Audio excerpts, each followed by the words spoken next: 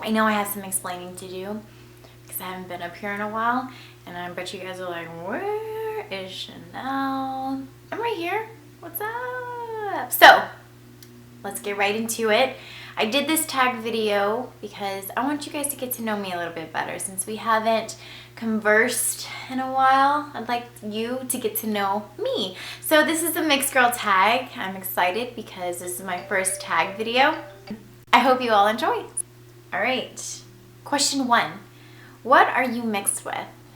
I am black and white. My mom, she is black. She's originally from North Carolina, but she now resides in DC. And my dad is white. He is from Louisiana. I was born and raised in DC, so now I'm in Southern California. 2, what ethnicities have you been mistaken for? Let me see. I get Hispanic a lot. I get Puerto Rican and Dominican are probably ranked the highest that I've probably been asked. People come up to me speaking Spanish and I'm like, no habla. And they're like, what? You don't speak Spanish? You are Spanish? I'm like, yeah, no, I'm black and white. So I'm not Hispanic at all. I don't have any Hispanic roots, I don't think. I'm not Hispanic.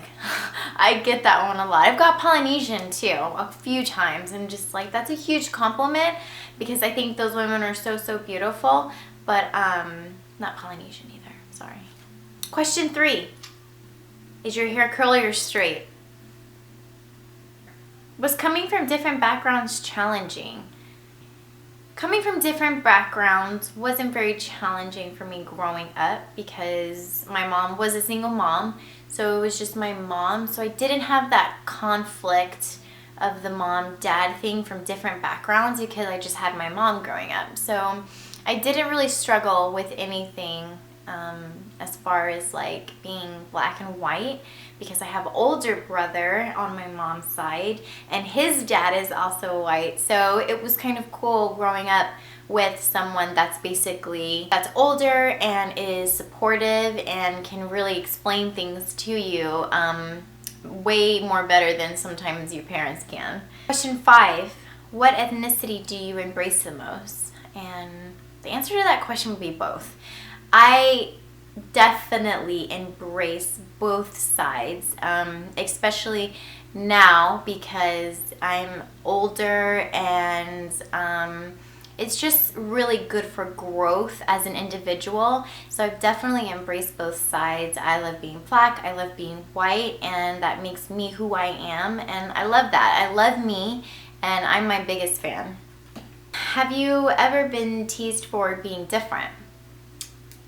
I won't say I was teased, but I would say the beginning of high school, pretty much all 4 years of high school, you couldn't pay me to go back. Girls were so mean to me. I just didn't have good high school experience when it comes to that and being like accepted by my peers. I had 3 close best friends. I had 3 close best friends and I stuck with them, and I didn't really venture out from there because girls were mean. Like, I remember, you know, getting my lunch and everything, and then I'm coming out of the line and I'm looking across the cafeteria and girls are just like mad dogging, you know, basically giving me body language that they don't want nothing to do with me. So I remember that happening a lot in high school. So I wasn't necessarily teased, I was just not invited. There weren't many cliques that were very inviting. Question 7, have you ever been ashamed of being multiracial? I wouldn't say that I have been ashamed of it. There was a period in my life, like when I was 8 or 9, where I did go through some type of way of feeling. I can't really put a word on it to describe it, but I remember being like 8 and 9, and my mom was a single mom, and I don't know if this is getting too personal, but my dad wasn't really around, so I started having questions that were in my head and, things that I wanted to know about his family. So there was definitely a period in my life where I just went through a really bitter stage, but I don't think it was because I was ashamed of being multiracial. I was just really bitter towards my dad, and because of him, I am multiracial, and it's like, I don't know, I had questions for him that are now answered. My dad and I are like best friends, so I mean, it's not really a big deal. But back then, when I did have any type of feeling towards being multiracial, that was probably the only time that I really struggled with it. So, do you feel being multiracial has its benefits? Well, yeah, because you can relate to people on different levels, and it's really nice to be able to hang out with this crowd and that crowd. I'm like one of those people. I'm so interchangeable.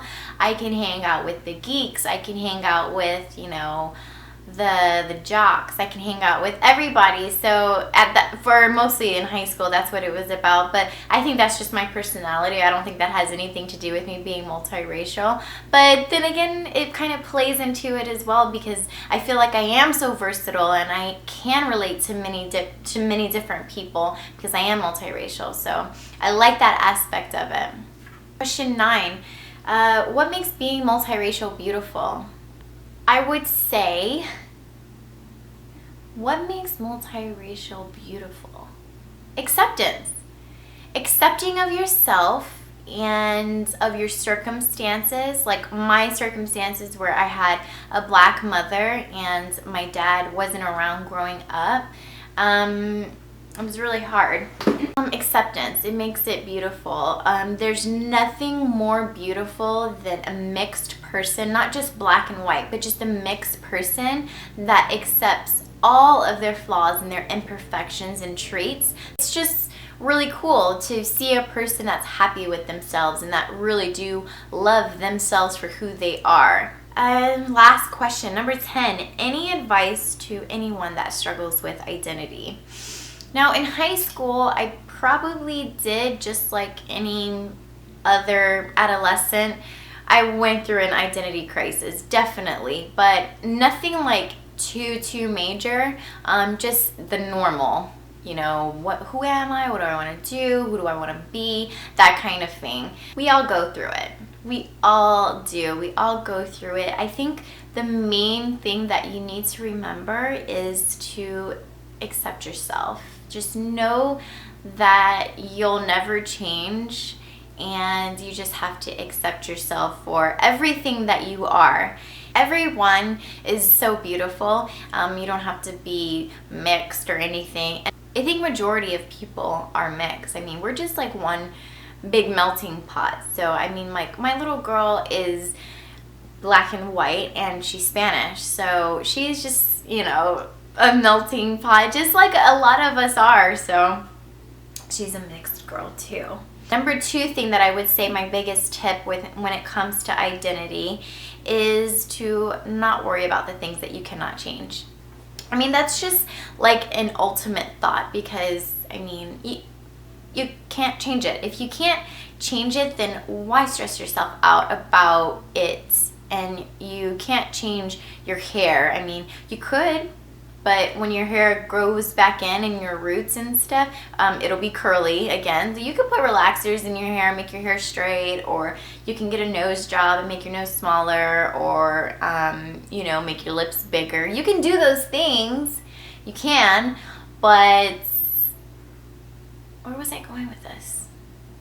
But to just really just work yourself up because your parents are mixed, or just to work yourself up because you're mixed, or you don't really like that, and your heart, it's pretty challenging accepting yourself.